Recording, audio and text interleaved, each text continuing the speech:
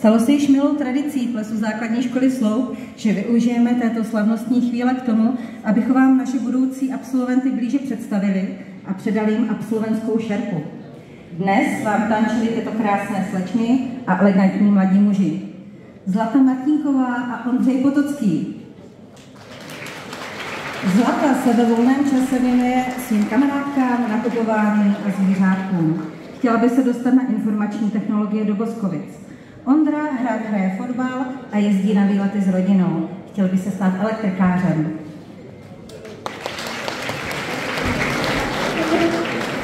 Nikol Horská, Viktoria Nováková a Filip Tichý. Nikol má ráda sport a několik let se věnuje atletice. Projevila také velký herecký talent v dramatickém kroužku. Ráda by studovala na gymnáziu. Vicky ráda tráví svůj volný čas s kamarádkami, nejlépe na nákupech. Hlásit se bude na střední školu Hybešova v Boskovicích. A Filip svůj volný čas tráví rád na kole nebo s tátou jezdí na různé automobilové závody a přehlídky. Hlásit se bude na střední průmyslovou školu v Brně. Barbora Doležalová a Michal Matoušek. Báru ve škole baví dějepis, anglický a český jazyk. Ze sportu se plně věnuje hasičskému sportu. Doufá, že bude studentkou Boskovického nebo Blanenského gymnázia. Mezi Michalovy koníčky patří různé sporty, jako fotbal, ping-pong a posilovna. V budoucnu se chce věnovat řemeslu, jako například jako elektrikář, zedník nebo automechanik.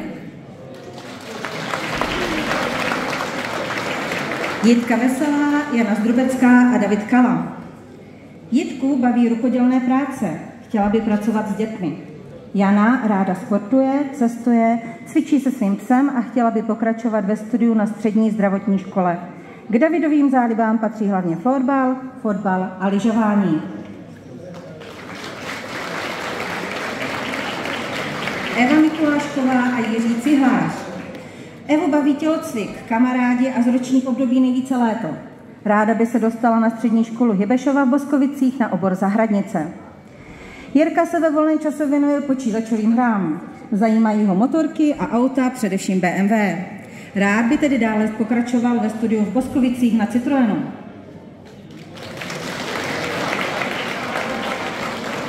Andrea Šebelová, Barbara Ondroušková a Vojtěch Mosil. Andrea ráda sportuje, jezdí na kole, má ráda cestování. Báru baví šachy a chtěla by studovat informační technologie. Vojtu zajímá elektrotechnika, rád lyžuje a jezdí na kole a v budoucnu by chtěl pracovat jako strojvůdce.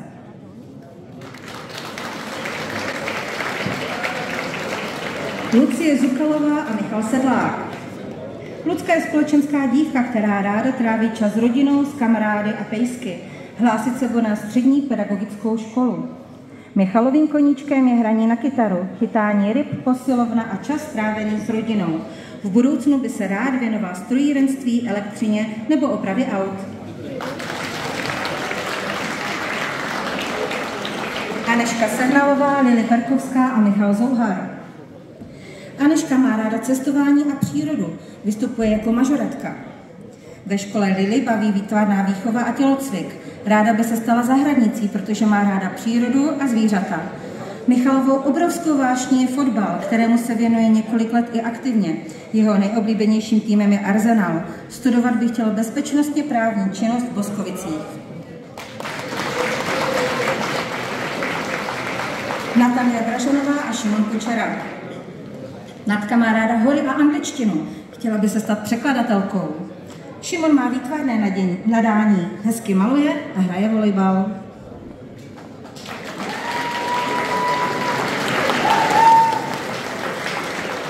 Alena Sotolářová, Nina Musilová a Adam Toufar.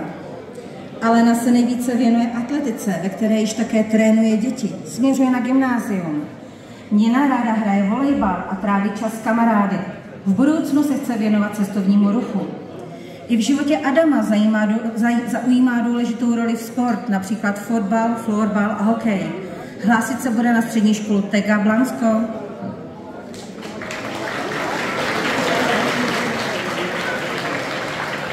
Alena Nečasová a Vojtěch Čachocký. Mezi Aleniny koníčky patří různé sporty a příroda. Chtěla by studovat na pedagogické škole. Jako většina chlapců i Vojta obdivuje auta a tak doufá, že bude studentem v Boskovicích na Citroenu.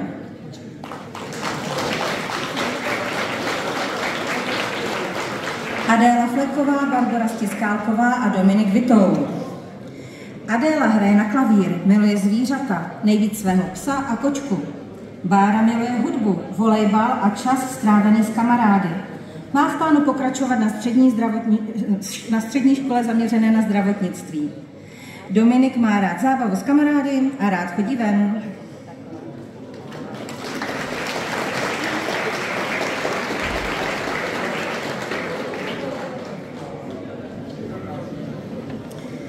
Beata Balcarová a Martin Kirch. Bea je výborná volejbalistka, ráda poslouchá hudbu, chtěla by pokračovat ve studiu na gymnáziu. Martin rád vaří a tak se hlásí na střední školu Charbolova v Brně na obory kuchař a řezník.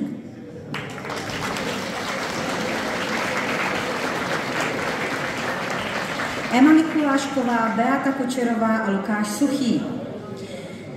Emma se věnuje tanci, má ráda kočky a chtěla by pokračovat na střední pedagogické škole nebo gymnáziu.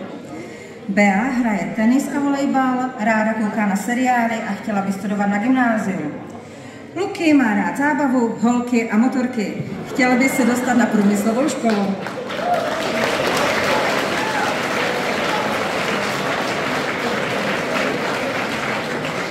Eliška Marková a David Martínek. Eliška je veselé a zábavné děvče, které se rádo věnuje hasičskému sportu. Hlásí se na obor kuchař, číšník. David, dudla, hraje fotbal a rád odpočívá.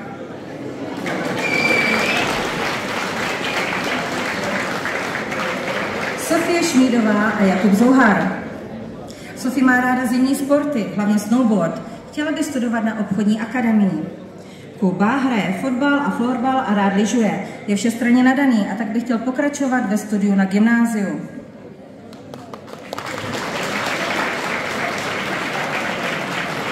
Michaela Nejsklebová a Jindřich Skácel. Míšu baví plavání a má ráda kočky, poslouchá hudbu.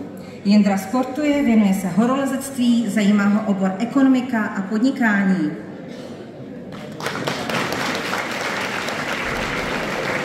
Kristýna Přikrylová a Kevin Buchálek. Kristýna našla velkou zálibu v malování, kosmetice a úpravě zevnějšku. Svému koníčku by se ráda věnovala i profesně. Kevin rád tráví volný čas se svými kamarády nebo se věnuje počítačovým hrám. V budoucnu by rád studoval v Boskovicích na Citroenu, aby se stal automechanikem.